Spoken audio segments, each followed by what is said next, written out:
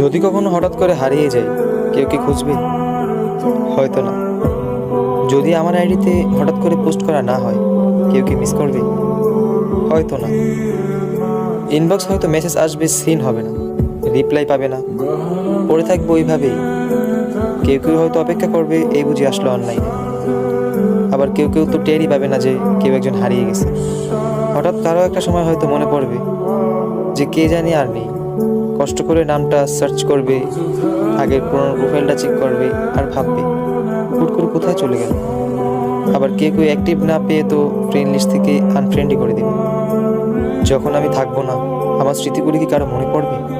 হয়তো না, আবার হয়তো হ্যাঁ। তবে হারাতে হবে, হারাতে হয়। কেউ আয়োজন করে হারায়, কেউ হুট করে হারায়। আমি না হয় হুট করেই হারিয়ে যাব।